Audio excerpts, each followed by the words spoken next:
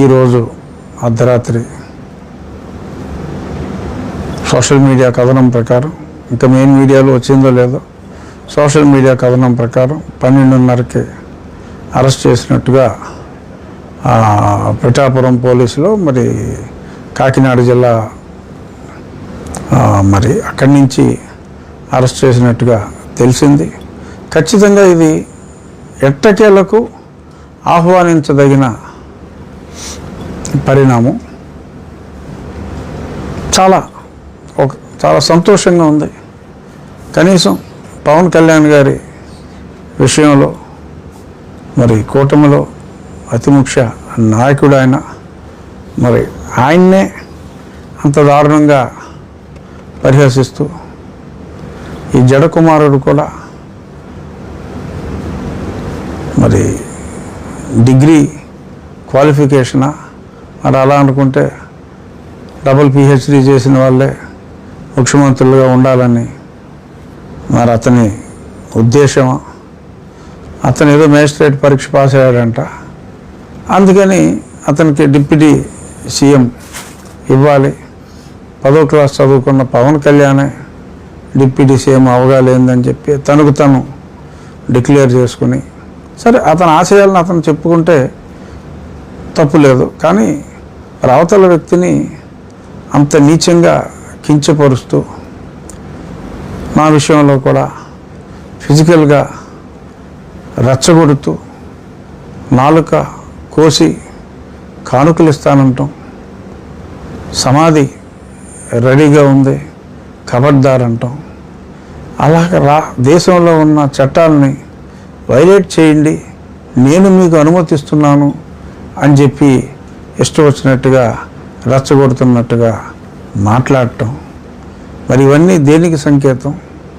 ఇవి చూస్తూ భరించే మంచి మనసు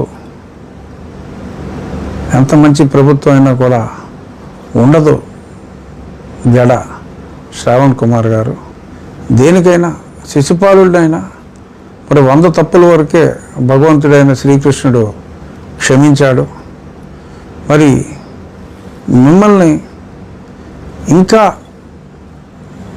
ఈ ప్రభుత్వం మన్నిస్తుంది అనుకోవటం పొరపాటు. మీ శిశుపాలుడి లిమిట్ మీరు ఆల్రెడీ క్రాస్ అయిపోయారు. నేను చెప్పాను, శ్రావణ్ కుమార్ గారు మాట్లాడిన చెత్త మీద నేనైతే కంప్లైంట్ ఇవ్వను. నా అభిమానులు ఎవరైనా ఇస్తే ఇచ్చిన పిదప ఈ ప్రభుత్వంలోని పోలీసు విభాగం ఒకవేళ చర్యలు తీసుకుంటే చాలా సంతోషిస్తానని నేను చెప్పడం జరిగింది. నాకున్న సమాచారం మేరకు నా నియోజకవర్గంలోనే కాకుండా సంఘటన ఏలూరులో జరిగింది కాబట్టి ఏలూరులో కూడా ఎవరో అక్కడ కంప్లైంట్ ఇచ్చినట్టుగా, FIR అయినట్టుగా నాకు తెలిసింది. నా అభిమాని ఒక అతను నాకు ఫోన్ చేసి, ఇలాగ సంఘటన ఇక్కడ జరిగింది కాబట్టి నేను ఇక్కడ కంప్లైంట్ ఇచ్చాను రాజుగారు, FIR అయింది అని చెప్పాడు ఆయన. ఈరోజు ఉదయం నాకు ఏలూరు నుంచి ఫోన్ చేసి, మరి FIR కాపీ ఇంకా రాలేదు, అఫీషియల్గా న్యూస్ రావచ్చు. ఏదైనప్పటికీ మంచితనానికైనా ఒక హద్దు ఉంటుంది.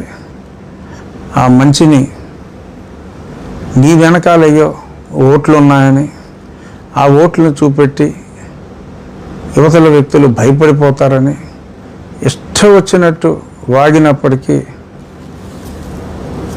నాలిక కట్ చేస్తారన్న భయంతో నోరు మూసుకొని కూర్చుంటారని ఊహిస్తే అవదమ్మా. ప్రజలు చైతన్యవంతులు, భయపడరు. ఒక లెవెల్ వరకే ఎందుకులే అనే మత సామరస్యంతో ఊరుకుంటారు. కానీ ఇలా దాడి చేసే విధంగా వచ్చి వ్యక్తిగత హననానికి పాలుపడి ఈ రకంగా మనిషిని లేపేసే విధంగా మాట్లాడితే క్షమించరమ్మా. ఖచ్చితంగా ఈరోజు చట్టం తన పని తను చేసుకునే ప్రక్రియలో ప్రజలందరూ ఎంతో అభిమానించే పవన్ కళ్యాణ్ గారికి ఒక రకంగా స్వాంతన కోర్స్ కలిగించే దిశగా కనీసం పోలీసు యంత్రాంగం ముందుకు వచ్చినందుకు సంతోషిస్తూ, మరి డిప్యూటీ సీఎం గారికి జరిగిన న్యాయం ఈ ప్రభుత్వంలోని పోలీస్ శాఖ డిప్యూటీ స్పీకర్ విషయంలో కూడా తీసుకుంటుందని చెప్పి నేను ఆశిస్తున్నాను.